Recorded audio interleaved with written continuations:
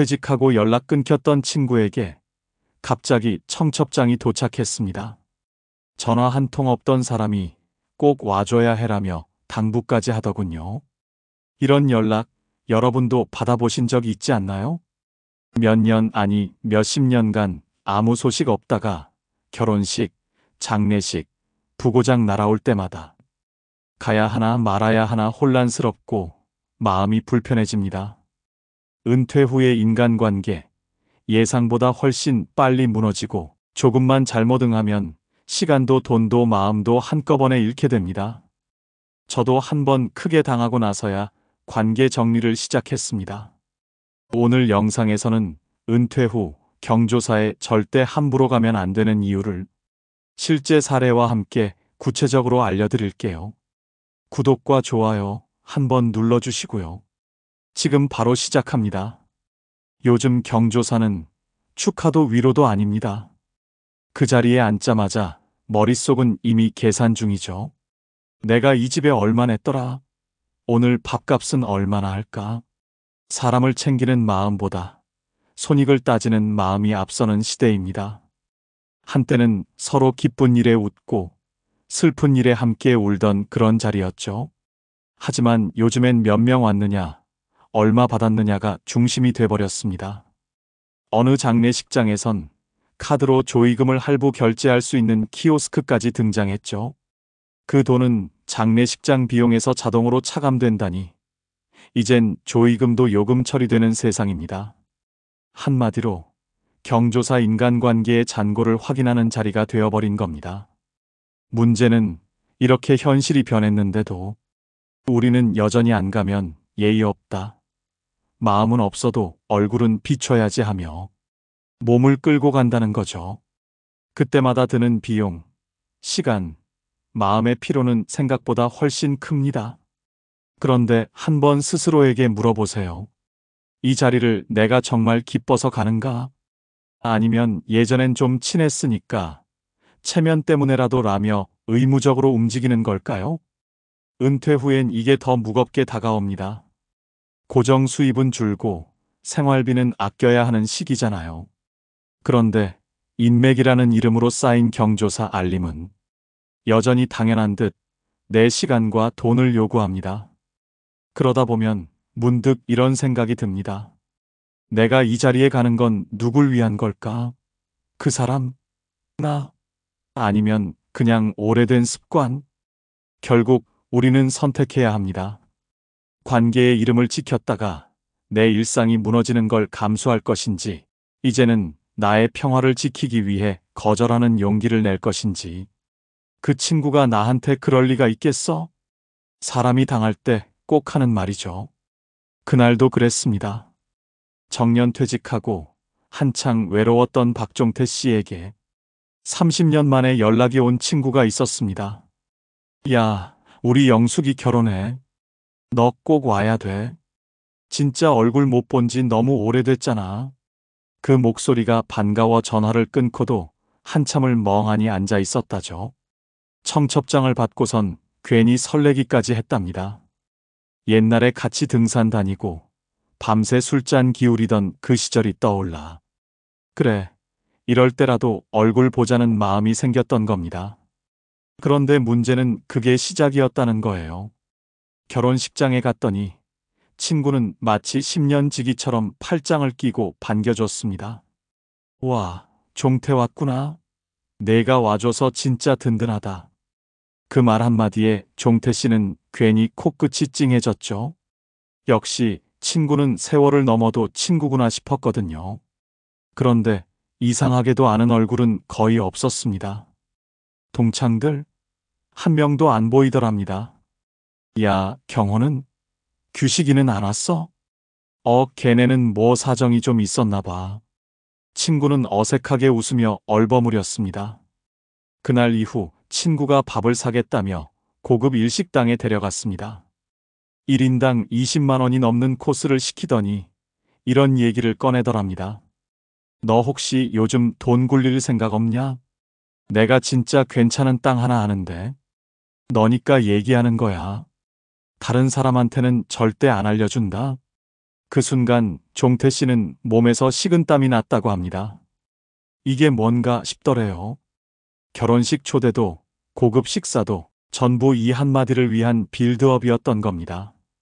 그 친구는 기획부동산 사기꾼이었습니다. 가격은 터무니없고 개발 예정지는 뜬소문 투성이. 이 땅 사면 3년 안에 5배는 뛴다니까. 자신만만한 얼굴로 계속해서 계약금부터 넣으라고 몰아붙였다죠. 종태 씨는 순진했던 옛날과 달랐습니다. 미안한데 난 아내랑 상의 없이 돈 못 써. 딱 잘라 말하자 친구의 표정이 확 바뀌었답니다. 야, 남자가 왜 아내 허락받고 사냐? 넌 인생 그렇게 살아서 지금 이 모양이야. 욕이 튀어나올 뻔한 순간이었죠. 거절당하자 친구는 종태 씨의 뒷얘기를 퍼뜨리기 시작했습니다. 제 마누라 술집 출신이래. 애들도 백수래. 집안 꼬락서니가 엉망이라더라. 그 소문은 동네를 돌고 돌아. 종태 씨가 단골로 가던 미용실, 치과, 식당까지 퍼졌습니다. 어느 날 미용실 원장이 말했답니다. 그렇게 안 봤는데 여자 문제로 속 썩이셨다면서요? 거기서 종태 씨는 정말로 숨이 막혔다고 합니다. 자기가 초대한 것도 아닌 결혼식, 단지 정 하나로 다녀온 자리였을 뿐인데 그 한 번의 선택이 이렇게까지 돌아올 줄은 몰랐던 거죠. 그래서 묻고 싶습니다. 당신은 그 정을 정말 믿을 수 있습니까? 오래된 인연이라는 이유만으로 지금도 가야만 할까요? 지금 연락 온 그 사람, 당신이 연락했을 땐 과연 받아줬던 사람인가요? 그때는 차갑게 굴던 사람이 왜 지금은 반가운 척을 할까요? 그건 당신이 필요해서가 아니라 당신의 지갑이 필요해서일 수도 있습니다. 박종태 씨는 그날 이후 마음이 불편했습니다. 그래도 친구였는데 너무 예민했나? 자꾸만 스스로를 탓하게 됐죠. 하지만 문제는 거기서 끝나지 않았습니다. 며칠 후 종태 씨의 고등학교 친구 정만수에게서 전화가 왔습니다. 야, 너 현수랑 만났냐? 현수. 그가 결혼식 초대했던 바로 그 친구입니다. 너한테 투자 얘기 꺼냈지? 어떻게 알았어? 야, 걔 지금 우리 동기 중 3명한테도 똑같이 했어. 다른 애한텐 스마트팜 투자라 그러고 나한텐 태양광 발전소라더라. 소름이 끼쳤습니다. 종태 씨는 그때서야 알게 됐습니다. 자신이 초대받은 자리가 친구를 미끼로 한 영업 무대였다는 거요. 이쯤 되니 마음속에 울컥하는 게 올라왔습니다. 이런 건 장사도 아니고 사기다. 그의 분노는 바로 행동으로 이어졌습니다. 종태 씨는 동창회 단체방에 그날의 상황을 긴 글로 남겼습니다. 누가 봐도 정리된 증거와 경고였죠. 그 글은 일파만파 퍼졌고 그제서야 그 친구에게 비슷하게 당했던 사람들이 하나둘 실명을 밝히고 나타나기 시작했습니다. 나도 그랬어. 난 계약금까지 넣었다가 겨우 환불받았어. 아직도 연락 와. 10년 전엔 안부도 없더니. 점점 밝혀진 사실은 더 충격적이었습니다. 그 친구는 결혼식장, 돌잔치, 부고장까지 활용해 지인들에게 접근해온 전력이 있었던 겁니다. 사람이 많이 모인 자리에 반드시 나타난다는 얘기까지 나올 정도였죠. 그때 종태 씨가 느낀 건 분노가 아니었습니다. 서글픔, 그리고 씁쓸함. 우린 친구라고 생각했는데 저 사람은 우릴 잠재적 고객으로만 본 거구나. 어느 날 그는 마트에서 그 친구와 다시 마주쳤습니다. 반가운 인사 한마디 없이 눈을 피하며 지나가는 그 모습. 차라리 모른 척하지 말지. 왜 나를 불러 세웠고, 왜 초대했고, 왜 반갑다고 했는가. 종태 씨는 집에 돌아와 소파에 앉아 이런 말을 했답니다. 나는 사람들과 추억을 나눴다고 생각했는데 그들은 나와 잔고를 계산했던 거야. 이 말을 듣고 아내가 한숨을 쉬며 말했습니다. 당신 너무 사람을 믿어요. 이제는 좀 우리만 보고 살아요. 그 말이 뼈에 박히듯 와닿았습니다. 지금까지는 사람이 곧 재산이라 여겼던 그였지만 이제는 달랐습니다. 내가 남긴 정이 왜 자꾸 빚으로 돌아올까? 이제부턴 정이 아니라 신뢰로 사람을 판단해야겠구나. 그는 핸드폰 연락처를 열어봤습니다. 수백 개의 이름 중에서 지금 당장 편하게 연락할 수 있는 사람은 손에 꼽혔습니다. 그리고 그 안에는 그날 초대한 그 친구의 이름은 없었습니다. 종태 씨는 결국 핸드폰을 들고 연락처 정리를 시작했습니다. 이름은 익숙한데 마지막 통화 기록은 수년 전. 대화 한마디 없이 번호만 남은 사람들. 그 수가 무려 400개가 넘었습니다. 그는 그때 처음 느꼈습니다. 수백 명을 저장하고 살아도 지금 이 순간 마음 편히 전화를 걸 수 있는 사람은 몇 명 안 되는구나. 예전엔 사람들과의 추억을 떠올리며 그들 이름 하나하나를 지웠다가 다시 저장하길 반복했습니다. 그래도 이 사람, 옛날에 나랑 참 친했는데 이 번호 언젠가 필요할지도 몰라. 그런 생각에 지우지 못했던 번호들이었습니다. 하지만 지금은 달랐습니다. 종태 씨는 마음속으로 이런 말을 곱씹었답니다. 과거에 나와 함께했던 사람과 지금 내 옆에 있는 사람은 전혀 다를 수 있다. 그리고 결정했습니다. 이젠 정보다 관심, 기억보다 지금 함께할 수 있는 사람을 우선하겠다고. 그는 그날 이후 아침마다 커피 한 잔을 마시며 스스로에게 묻기 시작했습니다. 오늘 내가 가장 먼저 떠올린 사람은 누구인가? 그 사람에게 내가 먼저 연락할 수 있는가? 이 단순한 질문이 인간관계를 완전히 바꾸는 기준이 되었습니다. 자신이 먼저 떠올린 사람에게는 더 이상 머뭇거리지 않고 문자 한 통, 전화를 걸었습니다. 안부 궁금해서, 갑자기 네 생각나서, 이유가 없어도 이유를 만들었죠. 반대로 떠오르지 않는 인연에는 집착하지 않기로 했습니다. 과거의 따뜻함이 지금의 온기를 보장하진 않는다. 이제는 냉정하게 거리를 두었습니다. 아내가 말했습니다. 요즘 당신 표정이 많이 편해졌어. 정리한 건 연락처였지만 사실은 마음속 혼란과 복잡함이 정리된 거였습니다. 그는 더 이상 사람들의 눈치를 보지 않았습니다. 누가 나를 안 불렀다. 누가 나를 뺐다. 그런 말에도 동요하지 않았습니다. 나는 나를 불러주는 사람에게 가면 돼. 나는 내 생각나게 해주는 사람에게 마음 쓰면 돼. 언젠가 그가 아끼던 미용실 원장이 물었답니다. 그 친구, 아직 연락 오세요? 종태 씨는 미소 지으며 대답했습니다. 아니요. 이젠 서로 안부도 안 묻는 사이가 됐죠. 그게 딱 좋아요. 서로의 기대도 없으니까. 그리고 마지막으로 이렇게 말했습니다. 그 사람을 정으로 붙잡고 있었더니 그 정이 결국 비처럼 느껴졌어요. 이젠 가볍게 삽니다. 지금 곁에 있는 사람만 보며 삽니다. 연락처를 정리하고, 감정을 정리하고, 생각을 비워낸 뒤 종태 씨의 마음엔 하나의 질문이 남았습니다. 그럼 도대체 누굴 남겨야 하지? 이 질문은 단순한 호기심이 아니라 앞으로의 인생을 어떻게 살아야 할지에 대한 기준을 세우는 출발점이었습니다. 그는 문득 하루 일과 중 자주 떠오르는 몇몇 얼굴이 있다는 걸 느꼈습니다.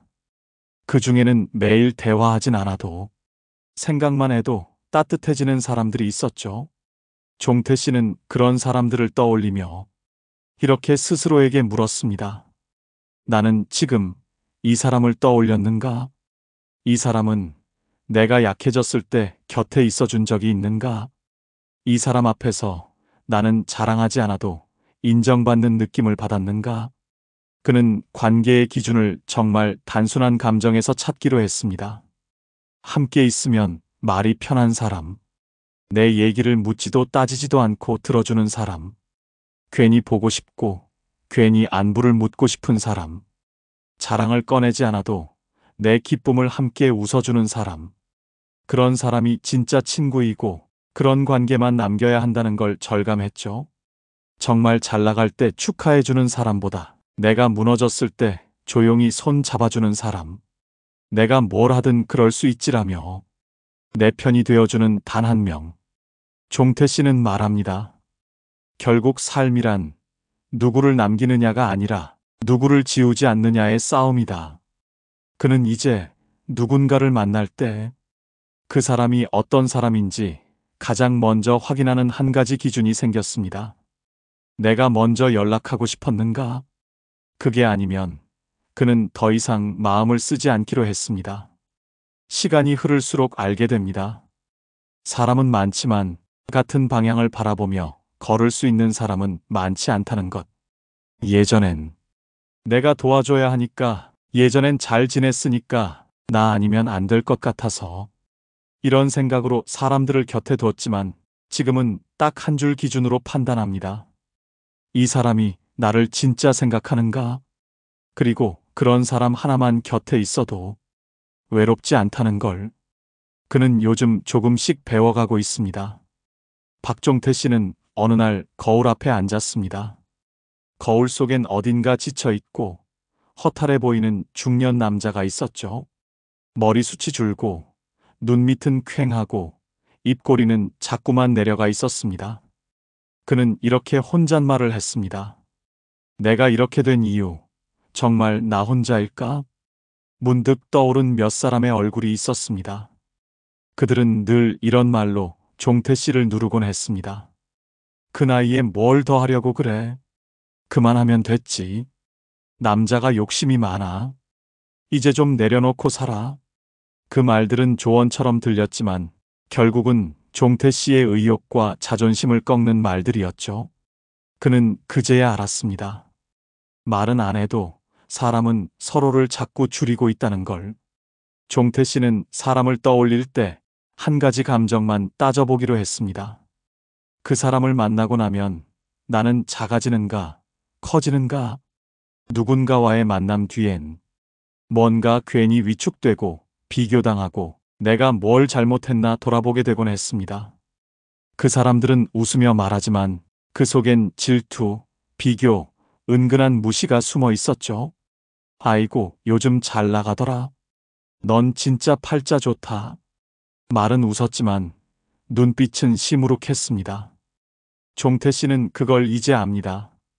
진짜 내 편은 자랑을 불편해하지 않는 사람이라는 걸. 내가 조금 앞서가도 칭찬해주고 내가 주춤해도 밀어주는 사람. 그래서 그는 정리했습니다. 나를 작게 만드는 사람은 끊는다. 내 얘기를 들어주지 않는 사람은 내려놓는다. 친한 척, 오래된 인연, 의리라는 이름으로 포장된 사람들을 조금씩 아주 조용히 멀리했습니다. 그런데 놀라운 게 뭔지 아세요? 정리를 해도 아무 일도 일어나지 않았습니다. 그 누구도 연락하지 않았고, 그 누구도 서운해하지 않았고, 그 누구도 돌아보지 않았습니다. 그제야 그는 깨달았습니다. 이 관계는 애초에 나만 붙들고 있었던 거구나. 지우고 나니 속이 시원해졌습니다. 뒤끝도 미련도 부채감도 없었습니다. 그가 애써 붙잡던 관계는 정작 상대는 아무것도 아닌 듯 취급하고 있었던 겁니다. 종태 씨는 마지막으로 자기 삶의 관계 기준을 이렇게 정리했습니다. 내가 없으면 허전해지는 사람, 내 이야기에 귀 기울여주는 사람, 내 자랑에도 내 눈물에도 같은 온도로 반응해주는 사람. 그런 사람 딱 2명만 있으면 이제는 더 이상 외롭지 않다고 그는 말합니다. 그리고 이렇게 덧붙였습니다. 나를 작게 만드는 관계는 아무리 오래돼도 잘라내야 한다. 그게 내 남은 인생을 지켜내는 방법이다. 관계는 많을 필요 없습니다. 화려한 말보다 묵묵히 옆에 있어주는 한 사람이 더 소중하니까요. 내 기쁜 순간에 진심으로 함께 웃어주는 사람. 내가 무너질 때 가장 먼저 손을 내밀어주는 사람. 말을 아끼더라도 마음은 먼저 전해오는 그런 사람. 그 사람 한 명이면 우리의 인생은 덜 흔들리고 덜 외롭습니다. 오래된 인연보다 지금 내 마음이 가닿는 사람에게 조용히 안부를 건네보세요. 인생의 후반전은 관계를 지키는 것이 아니라 나를 지키는 관계만 남기는 시간입니다. 오늘 영상이 혹시 마음에 오래 걸려 있던 어떤 인연 하나를 정리하게 되는 계기가 되었다면 그걸로 충분합니다. 두루두루 잘 살아보아요. 두루살이었습니다. 이 영상이 마음에 닿으셨다면 구독과 좋아요, 알림 설정 잊지 마시고요. 여러분의 이야기와 생각은 댓글로도 많이 나눠주세요. 당신의 삶에 진짜 남아야 할 한 사람이 있다면 그게 바로 오늘 이 영상을 본 이유일지도 모릅니다.